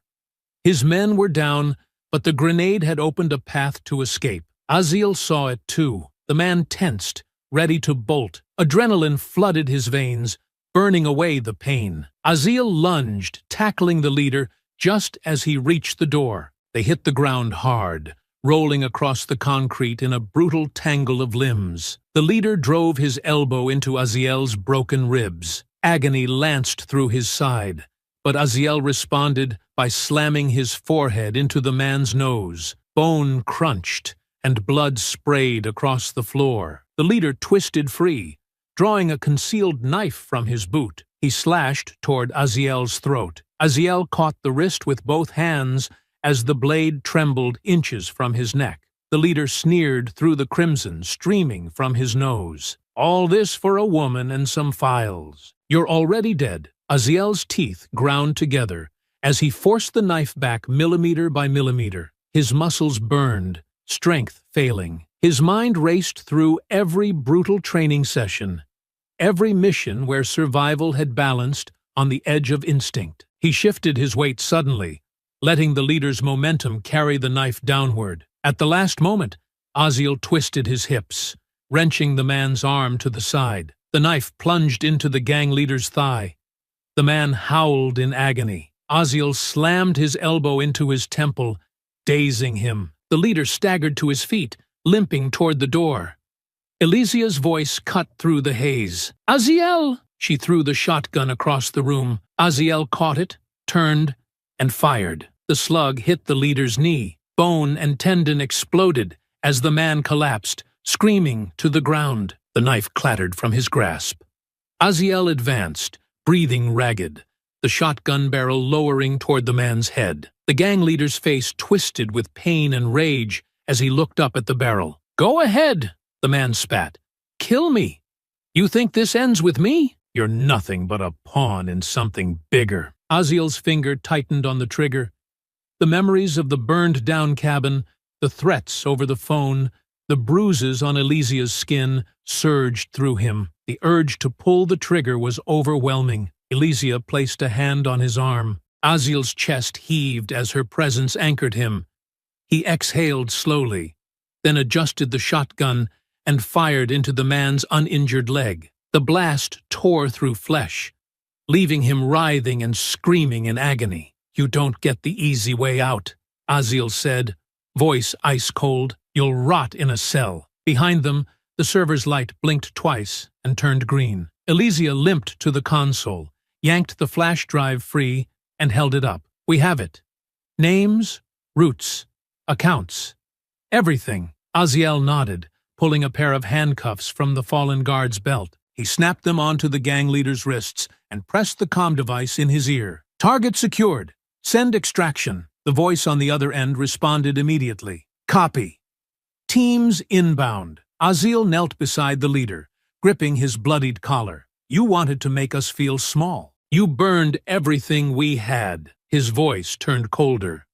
"Now we own yours." The man's eyes, filled with fury and fear, shifted toward the server rack. The knowledge of his empire's collapse registered like a death blow. Aziel stood and turned to Alicia. She swayed slightly, and he caught her before her knees gave out. "It's done," she whispered, voice raw. Aziel wrapped an arm around her shoulders, pulling her close. His ribs screamed in protest, but he ignored the pain. His eyes drifted to the lifeless screens, and the unconscious leader shackled to the floor. "It's not done," he said softly. "It's just exposed." The distant hum of helicopter blades grew louder as the extraction team approached. Aziel tightened his hold on Alicia, grounding himself in the warmth of her presence. The night had tried to break them.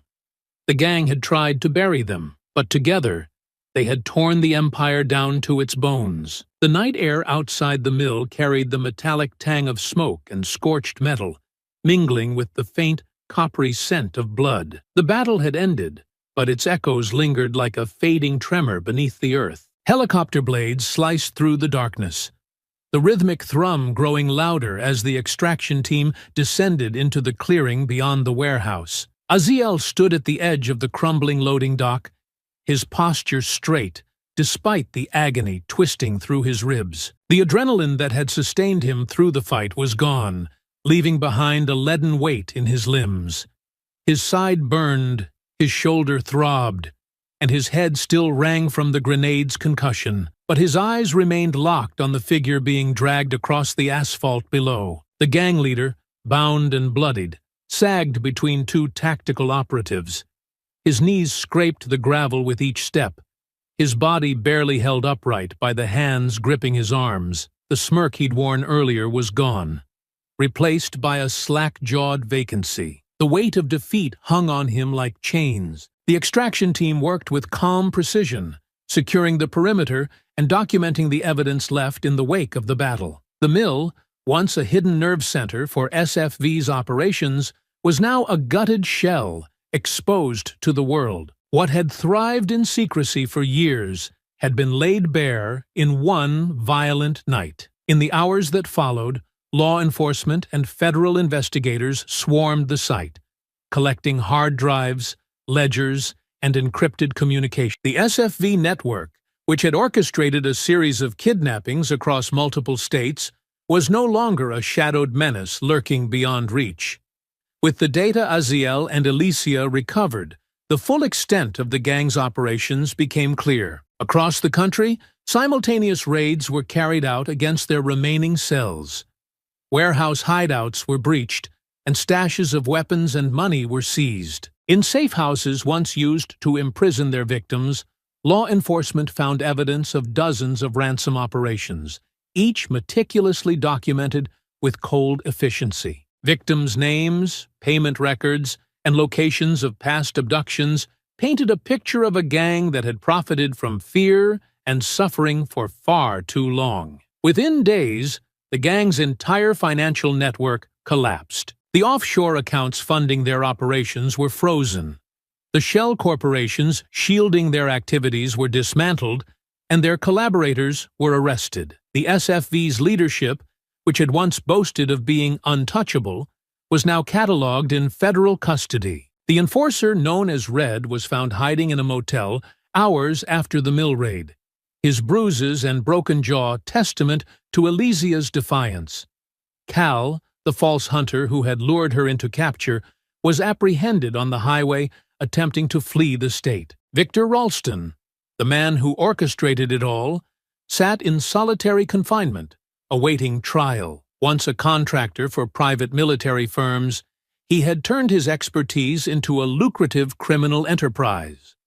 Now, his empire lay in ruins. The SFV's brand, a black swastika interwoven with an iron cross, and the letters SFV etched beneath, became synonymous with organized kidnapping and human trafficking in the headlines. Justice extended beyond arrests and seizures. The communities terrorized by the gang saw restitution from the recovered funds. Families who had lived with the trauma of abduction finally received answers.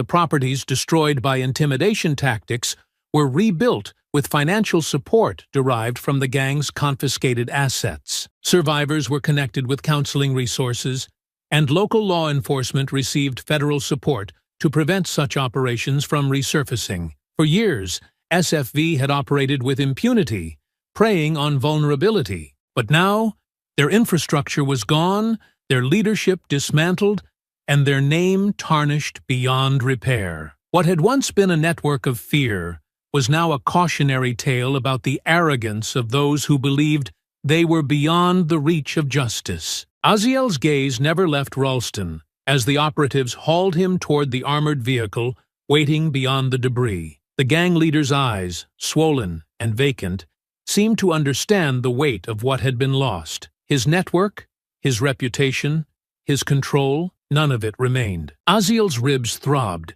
as he shifted his stance, but the pain paled in comparison to the cold sense of finality that settled in his chest. The mission was complete. SFV was finished, and the nightmare was over. He turned toward Alicia. She stood with her weight shifted to one side, exhaustion pulling at her features. Yet there was a calm resolve in her eyes. Without a word, Aziel wrapped an arm around her shoulders and guided her toward the waiting SUV. They settled into the back seat as the vehicle rumbled to life. The headlights cut through the smoky haze, illuminating the skeletal remains of the mill. The walls that had once hidden the gang's secrets now stood exposed, gutted by the fire and the battle. As the SUV pulled away, Alicia leaned her head against Aziel's shoulder. He felt the warmth of her presence, the solid reassurance that, despite the nightmare, she was here, alive. She exhaled softly. "It feels final," she said. Aziel stared out the window as the burning mill faded into the distance. "It is," he said. "They're done." The road stretched ahead, leading them away from the carnage. The fight was over, and the enemy's grip had been broken. The scars would linger, but the war had been won. The sun dipped low over the coastal skyline as Aziel adjusted the last wooden plank on the new storefront window. The glass reflected the warm hues of twilight, capturing the quiet resilience of the community behind him. His hands, wrapped in protective tape, moved with patient precision as he secured the frame. The sound of footsteps on gravel made him glance over his shoulder. Alicia approached, a cardboard tray of coffee cups in hand. She wore jeans and a navy sweatshirt, her hair pulled back in a loose ponytail. The bruises had faded to faint shadows, and the scar at her temple had healed to a thin line. "Coffee," she announced, passing him a cup. Aziel took it with a nod. "Perfect timing. Just finished the frame." Alicia stepped beside him and looked up at the building. The newly painted sign above the door read, "King Security and Investigations." She smiled softly. "We really did this." Aziel sipped the coffee and let the warmth settle through him. "We rebuilt it. Better this time." The shop was more than a business. It was a statement that the fire hadn't destroyed them, that fear hadn't won. As if summoned by the thought, the sound of tires crunching on gravel caught their attention. A dark sedan pulled to the curb. The tactical commander from the mill stepped out, his eyes scanning the storefront before nodding to them. "Commander Mason," Aziel greeted, setting down the coffee. Mason extended a folder. "Thought you'd like to know. SFV's network is dismantled. The accounts were seized, the suppliers arrested. Ralston's trial is set for next month." Alicia's jaw tightened. "And the others?" Mason nodded. "The ones still breathing are in custody. This is finished." Aziel accepted the folder and flipped it open. Names, addresses, closed accounts. A once thriving criminal network reduced to paper ruins. Mason smiled faintly. "You didn't just stop one gang. You dismantled everything they stood on. That's not easy to forget." Aziel met his gaze and closed the folder. "We're done." Mason gave a nod and stepped away. As the sedan disappeared around the corner, Alicia stepped closer and laced her fingers with Aziel's. The breeze carried the scent of salt and the promise of a peaceful night. They stood in silence, watching the glow of the setting sun. The weight they'd carried for weeks finally lifted. The gang was gone. The fight was over, and life, once again, was theirs. Alicia squeezed his hand gently. What now? Aziel exhaled slowly and gave her a faint smile. Now we live. Her smile matched his, soft and genuine. The sun dipped below the horizon, casting long shadows across the quiet street, and together they stood in the warmth of a future no longer haunted by the past. The battle was over. The nightmare was gone, and peace at last had come home. I hope you enjoyed that story. Please share it with your friends and subscribe so that you do not miss out on the next one. In the meantime, I have handpicked 2 stories for you that I think you will enjoy. Have a great day.